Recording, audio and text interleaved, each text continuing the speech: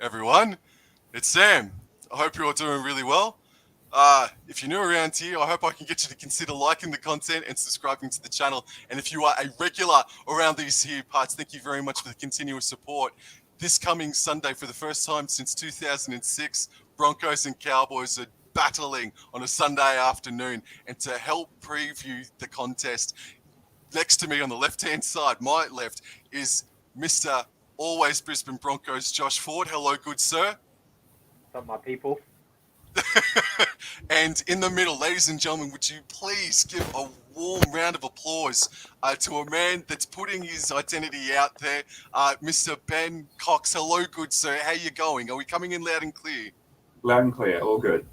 Thank you so much for joining us just on such short notice, mate. I've put out the bat signal and you've responded in kind, mate. Thank you so much. How's your weekend been, man? Very good, very good.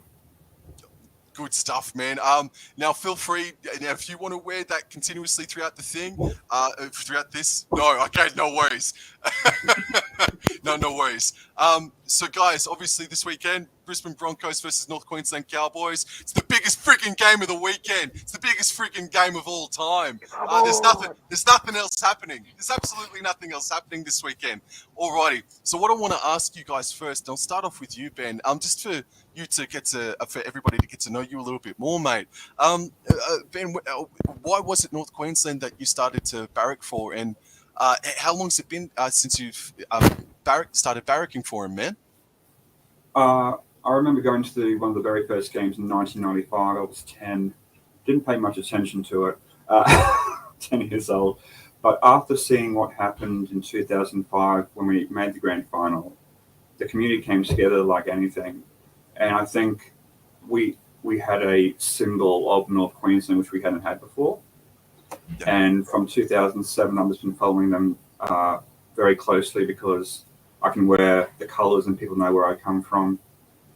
I'm fifth generation North Queensland, and it's just great to have a symbol that we can go around Australia and people know where you come from. And I support them not because they're the best team or have the best players, it's just because they represent me, North Queensland, and it's a great sport to watch, and that's why I follow them. Thank you very much, mate. And just who were some of the players that have really stood out to you over the past 20, 25 years? You can't go past, John Thurston, Matt Bowen, Aaron Payne, Luke O'Donnell, Carl Webb, and going back further than that, you can go back to the days when you had people like, an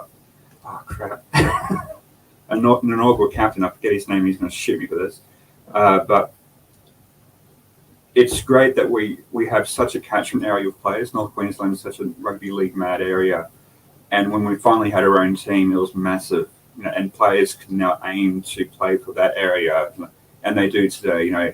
Hammer from Cairns, Tom Dearden from Mackay, local boys, Kyle Feld, Townsville, Valentine Holmes, Townsville. So it's just really gelled us together, being a rugby league mad area. So Laurie Spinner, that's his name, Laurie Spinner.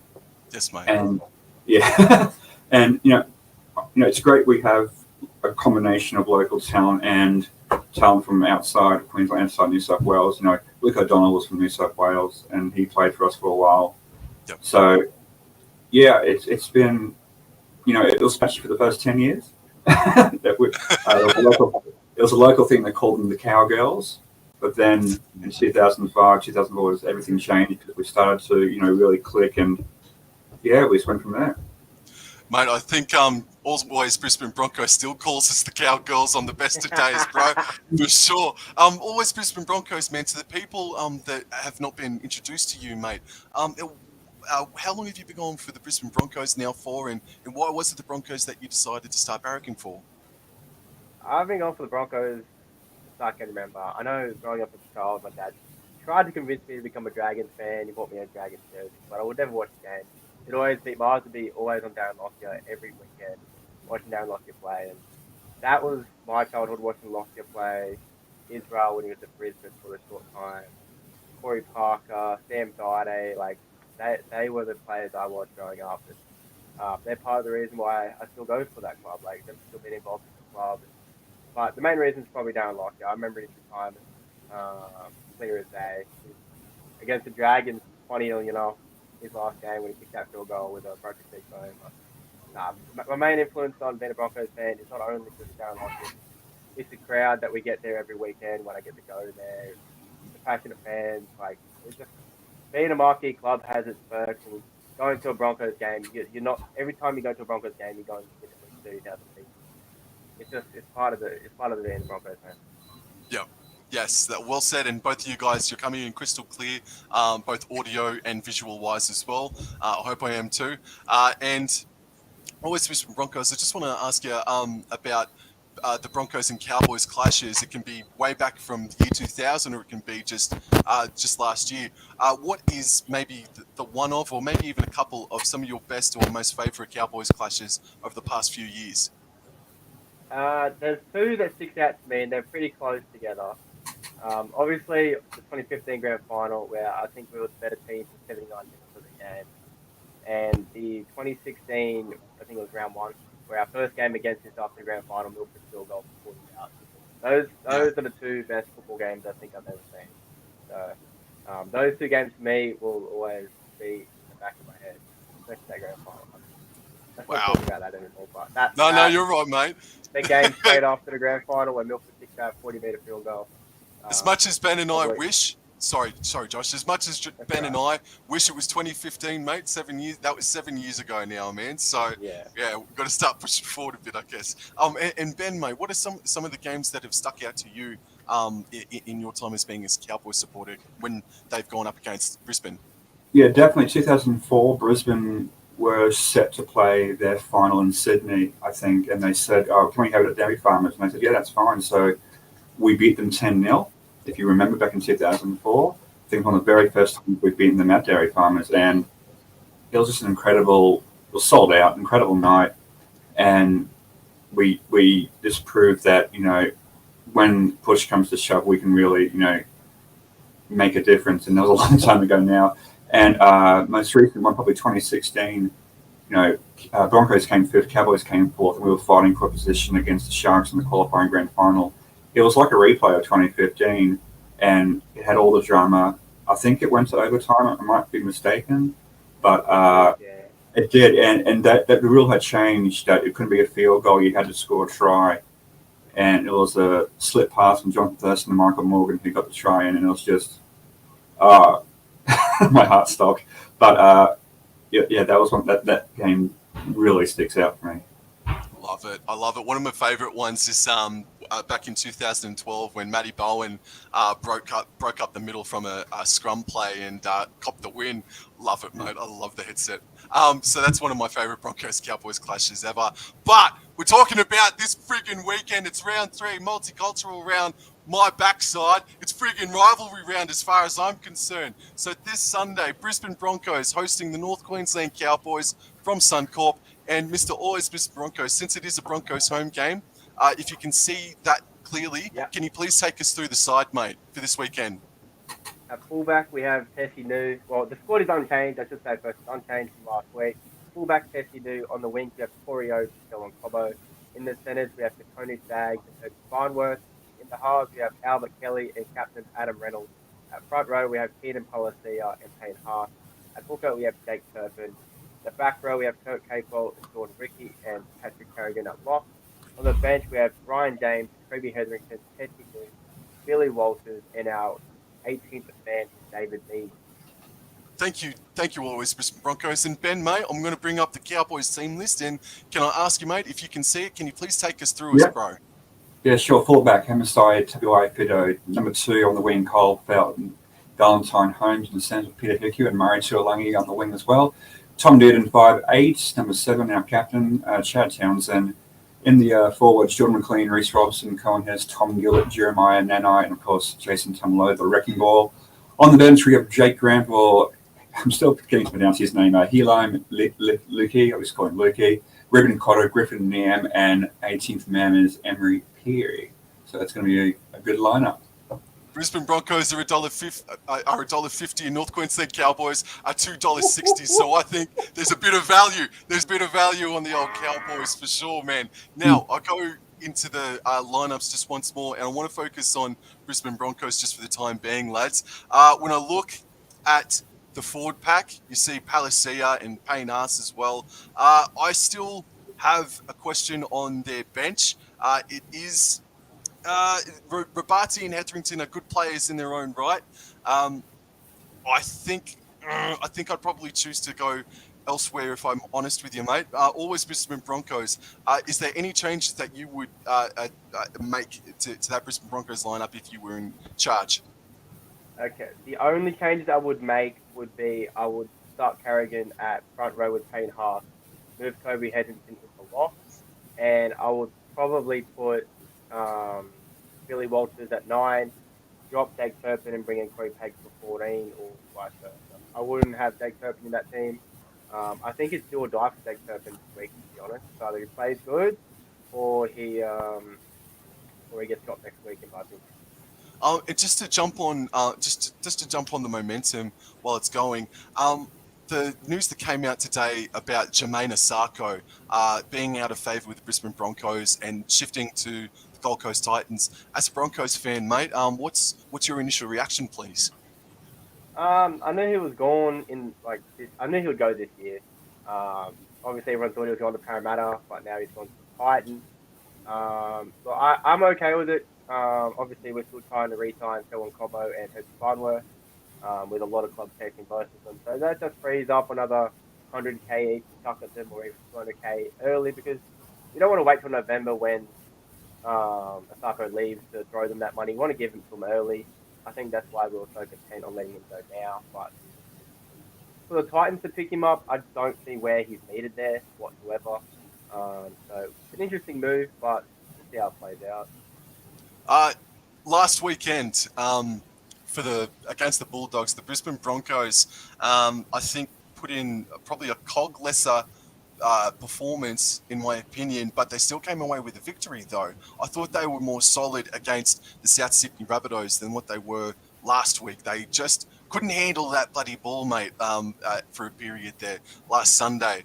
And I just want to ask you, Always Brisbane Broncos, besides the handling areas, is there something that you'd like to see be improved upon for this coming Sunday? What's besides handling areas, is there another aspect to the Brisbane Broncos game that you'd like to see improved, in particularly for this Sunday's clash against the Cowboys?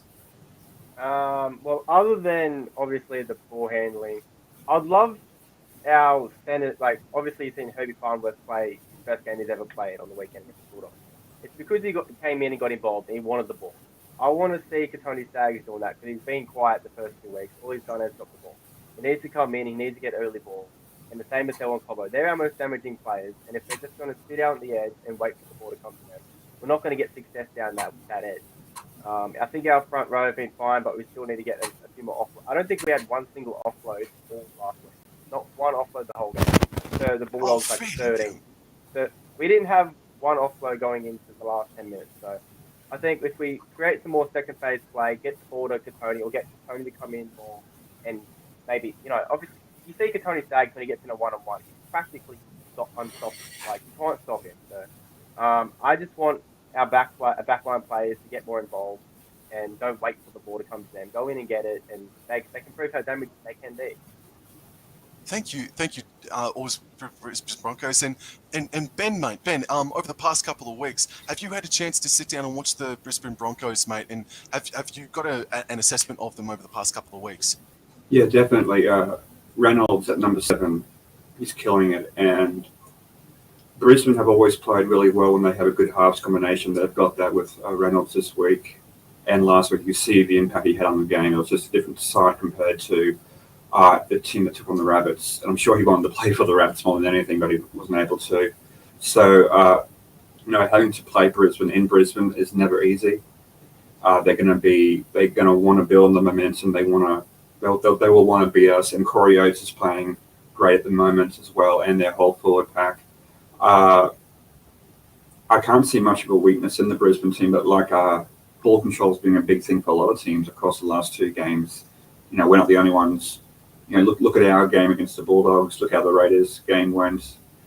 It's just how they changed the ball. I don't know, but that's one thing. For the Cowboys, it's just maintain the momentum. Having Jason Tamalolo lead the pack, let him show the way, knock him over, have our backs connect. Chad and our number 6 are doing great work together. Dearden, if they can, orchestrate an attack, it's going to be a good game. Obviously I want the Cowboys to win, obviously, but it's always hard at Brisbane with their fans, and there's still a lot of pressure on their coach to perform, and they know that, and so I'm hoping for a Cowboys win, but it's going to be one tough game. Very nicely said, mate. Very nice. And Selwyn Cobbo, lads, I'd like to get your opinion on this superstar already. In my opinion, I think he's just about the best young talent in the game, and I don't even care what anybody else has to say. He's got that much freaking talent in his bones. Ben, mate, have you seen Cobbo play? Do you have an assessment on Selwyn Cobbo, bro? He's dangerous, to say the least. Yeah. Some footballers are athletes and some athletes are footballers. He's both. He just knows what he's doing when he has the ball in his hand. And I like to think that NRL is predictably unpredictable. And his unpredictability is going to be something that we need to tie down. He will be our focus. I mean, in round 1, we focused a lot on that new number 5 the Bulldogs have, who's very fast. And we were able to tie him down. So we just have to make sure that he's a priority as well against the Broncos. And, if we can tie down Addo-Carr, we should be able to tie him down, fingers crossed. But in saying that, it is an unpredictable game, so we'll have to see what happens. And AlwaysBrisbaneBroncos, Broncos, help me try and figure this out. Is Selwyn Cobbo lining up on Kyle Feldt-Peter Hiku or the other edge on Tuolangi and Holmes' side? He's up against Tuolangi and Holmes. Ooh, okay. Every time the Broncos play, it's always held up against Oates, and that's always going to happen. So, so I like Cobbo on the wing, but I still think he's more damaging at fullback. But you want to give him that in-game experiences at the wing. Try not to put too much pressure on him. Obviously, it's still early in his career, but he's so damaging. Like him and Katoni on the edge is the scariest part of our team. Like, if you get the ball in that, like, you've seen what he did round 1 against the Bunnies, how he stepped in and then out. He's so, like you said, Ben, he's athletic, but he's a football player as well. So he's both. And that's kind of similar in a way to Jermaine Asako. See the way Jermaine Asako plays. He's so athletic, he's got the step, he's got the speed, he's got everything he has to be a football player, but he just can't get it right. So if Cobbo can get everything right and put it into his game and just get more involved, like I said earlier, he's going to be our next generational superstar. And I just want to, Mr. Faraz Alam is in the chat, and shout out to you, good sir. He's asked a question, and he's beaten me to the bloody buzzer here. Dearden versus his former side should be good, and that is definitely a storyline within the game. And always Brisbane Broncos, it is a question pretty much without notice, but I'd like to start with you, and Ben, I'll get you to answer this as well, and talk about, it is, I'm certain it's Dearden's first outing against his old club, or it's his second, Josh, is it? It's his second outing. Well, he's going to be more amped up and more prepared for this outing than what he was last time, for sure. Josh, man, what did you make about Tom Dearden? It's probably something that you've already spoken about ad nauseum already, but what did you make about the breakup between Dearden and Brisbane, and how do you think he has gone up in North Queensland so far? Well, I can't fault you guys. I love Tommy Dearden. I've always loved Tommy. The way he plays, just the way he looks like, he's so... Like, he always knows what he's doing, but the Bronco, I think we treated him so bad. I've got to be honest. It's more, we put him into the most inexperienced team we've ever fielded. Like, how's he going to improve off of that? Like, him learning under Chad Townsend right now is the best thing for him. If he had to stay at the club and he's learning under Reynolds now, who knows what he could become. But for me, I'm glad they got him at 6 because his running game is better than his kicking game. So, I've always loved Tommy Dearden. I think we, as a club, did him very dirty. And I'm glad he went to a team that's actually treating him right, even though it is the Cowboys. But I love Tommy Dearden, and the first time he played against us, when he was playing with the Cowboys, he actually scored. So, he would be up for it, that's for sure. Oh, he did too, didn't he? He did too, he true. He did a cheeky little try. Yeah, and Ben, mate, what have you made of Tom Dearden, and what was of Brisbane's breakup with him, and how have you assessed Dearden over the past 8 months, I guess, since he's been a Cowboy? Yeah, we needed him with Clifford leaving. We needed someone in the halves with Morgo gone.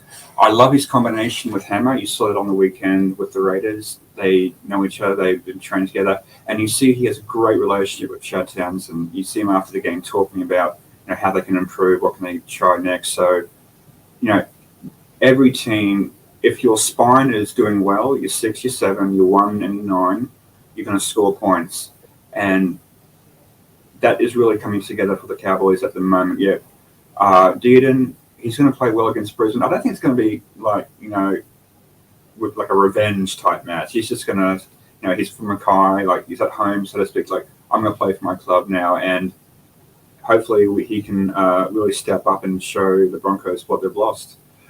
Maybe. Yeah, for sure. Well said. Yes.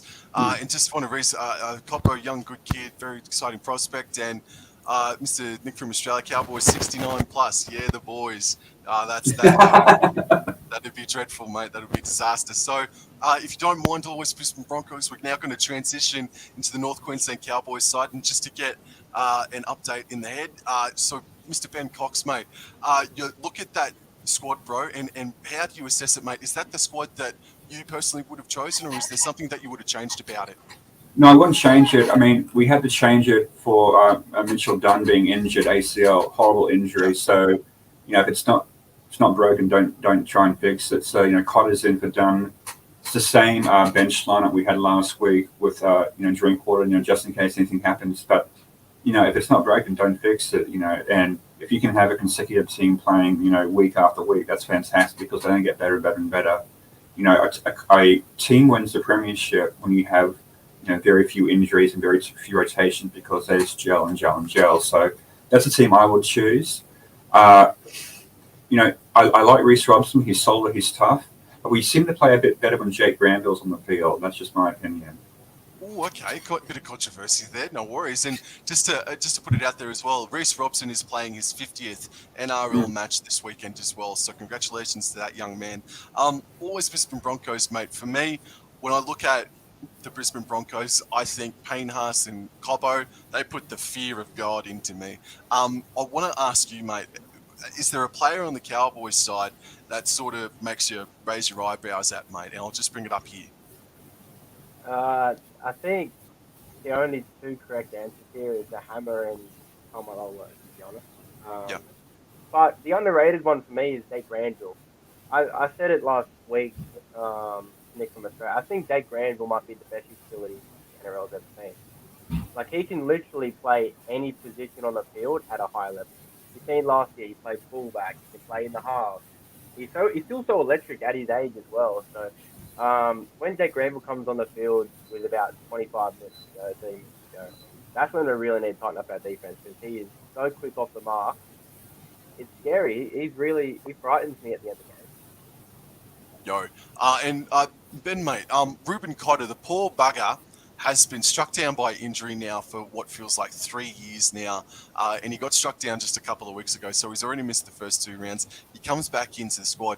Do you give Ruben Cotter a chance to just dust off the cobwebs, or do you think Ruben Cotter has to come out firing this Sunday, Ben? That's a hard question because I'm not him, and he might be mentally prepared just to say, I've got nothing to lose, so just, make me an impact player. Like, give me the ball, I'm just going to run hard, run strong, and just knock him over.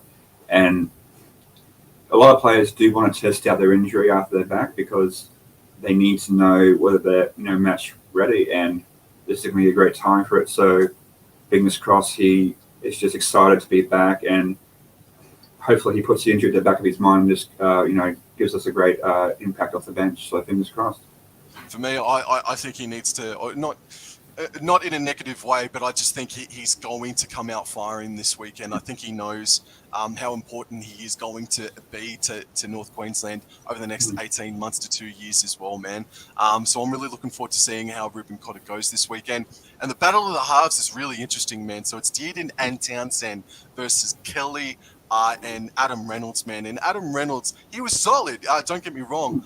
But boy, howdy, he played about here, and we all know that his level is up about here. So he was just knocking off the cobwebs last week as well. I think the kicking game between Townsend and Reynolds is probably what is going to win it this Sunday? And this is a question without notice, admittedly, but what is the key to winning for both of you gentlemen this Sunday? And I'll start with Always Brisbane Broncos. And just before you answer that question, I did just get an update on the old weather report, and it is unfortunately it's set to rain. Unfortunately, this Sunday, so she's going to be a wet old bloody track, not a dry track on Sunday afternoon footy. But Always Brisbane Broncos, what's the key to victory for the Broncos? And if you'd like to, if you can, and I bet you can, what's the key to victory for the Cowboys this Sunday, mate? Well, I think if the Broncos want to win, you got to get them to the middle. I have a strong belief that our full pack is a lot stronger than the Cowboys. Just our front rollers, and I know we've got Tom Malolo there, but again, he's still on limited minutes. We've got Payne Haas, who will most likely play 80 minutes this weekend. I'm almost going to guarantee it. Wow. 80 minutes. And then you got Keenan Pollock there. I think our key to win is just going through the middle and then getting the ball to our edge players. But yeah, that's our key. And for the Cowboys, I think their key is probably just get the ball to the hammer and get the ball to home. First 2 weeks, I haven't seen much of Valentine Holmes, to be honest. And he's one of your marquee players. I think he needs to get more ball and get more involved. Like the first 2 weeks, I've seen Tom Malolo play well. I've seen Townsend play well. I've seen Beard play well. I've seen the Hammer play well, but I haven't seen Valentine Holmes play at his level that he should be. So for me, I think the key for them is getting their main players involved and getting them playing their best. Thank you, mate. And Ben, what are the keys to victory or how do you think victory comes for both Broncos and the Cowboys, mate? For the Broncos, I think just letting Reynolds be Reynolds. Kelly's a great player in himself, but Reynolds has been brought in to lead them around and lead the troops. So if their forwards get momentum, because they have great strike power in their back line, Corey Oates, one of them, he was great against the Bulldogs last week. He can score when he needs to, when he wants to, and we got to watch out for him. So it's just letting the forward pack roll forward if they can, and letting Reynolds just orchestrate the game. For the Cowboys, it's the same sort of thing. Momentum wins games. Forward packs win games. You got to get down the field, and if Shamalolo can, go a step higher than he was last week, that'd be great. And because he was really inspiring to a lot of the forwards. They saw what he was doing, just lifted their game too. And I agree. Valentine Holmes has been very quiet for the last 2 rounds. He's shifted to centre. He was on the wing. He was playing fullback, so he might just be finding his feet. But I think he can do a lot better than he's been playing. But just got to see what happens on the weekend. So Cowboys to win, we just need to really get the momentum going and get the ball to Hammer, get the ball to Val Holmes, and try and open them up. You don't go through the Broncos 20 area around them. And I think the keys to victory, it's both defensively. Broncos have only allowed 14 points, correct me if I'm wrong, 14 points in the first 2 weeks of the season. Cowboys have only allowed, 12 odd points in the first 2 weeks of the NRL season. So the best defensive side that shows up on the day is going to win. And I think Cowboys, and I'm going to start getting into me bias tips here, Josh. I'm going to, I think Cowboys playing in that wet weather in round 1 could hold them in better stead for this Sunday. I don't think Broncos have really played in wet weather footy. I know it was a bit damp against South Sydney, but I don't think they've really played in wet weather footy over the past couple of weeks. Whereas I think the Cowboys have, and I think they could be better suited to the situation as well. And just as well, the past 4 games between North Queensland and Brisbane has gone win-loss, win-loss.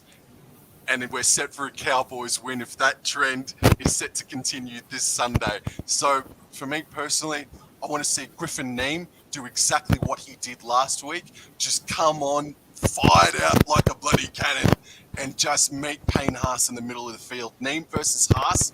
Oh my God, that's mouth-watering, man. That's mouth-watering. I'm going to tip the Cowboys to win by 2 points. I think there'll be a penalty goal that will decide it. I don't think we're going to get out of this controversy free, unfortunately. And we'll have to reconvene later on throughout the week to talk about the controversy, whatever it might be, mate. But I think there'll be 2 points in it, man. And Always Brisbane Broncos, what's your tip? How do you think it's going to go down, man? before I get to that, I want to touch on what else is going to win the game, and it's cost a lot of teams over the last 2 weeks. It's discipline down their own end, especially with that new rule. Give away a six again now it's a penalty down your own end, so that's also going to play a part in the game. But my tip, obviously, I'm going Brisbane. I think we'll win. And look, I can't see Tony Sags playing bad for 3 weeks in a row, so I'm going to tip Brisbane by 14. I think we're just a level above the Cowboys at the moment. So hopefully, obviously, it's a derby. It can go either way. It's either Broncos blow out or it's Cowboys close win for me. So I'm going Broncos by 14, but I think we're in for a cracker. Yo, thank you, man. And Ben, how do you see this game playing out, bro? It's going to be close. That's all I can see at the moment. And who gets on top will be down to discipline and defence. It's that simple.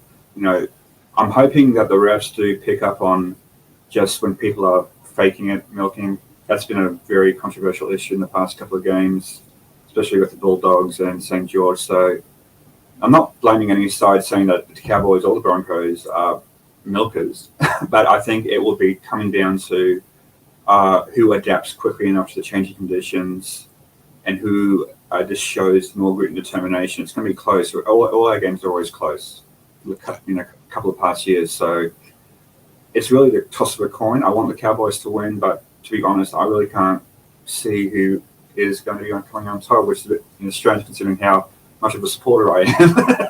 So, Man, Cowboys. It's year of the Ambush. 3-0, baby. Oh, yeah, turn it up. Guys, thank you so much for your time. I don't want to keep you any longer than what you need to. I think we've been rather thorough, and Ben and Always Brisbane Broncos, your audio and visuals have been smooth. You've been fantastic company. Ben, is there any place that you'd like people to maybe go find you, or you want to sort of keep in the bat cave there and just... is there anything that you'd like to promote is what I'm asking, mate? Not at the moment, but I will let you know. No, yeah, for sure, man. But Ben, man, thank you so much, and Always Brisbane Broncos, bro. Thank you for your time. And is there a place that people can go and find you, mate? Just Always Brisbane Broncos on YouTube and Josh UK on Twitch. Of course. In any event, it's a massive weekend of rugby league, round 3 this weekend. It's multicultural round. It's also a rivalry round. Broncos and Cowboys, best game of the round. Get amongst it. Come on, Cowboys, ride them high. Thank you, everybody, for tuning in. Have a great weekend. Adios.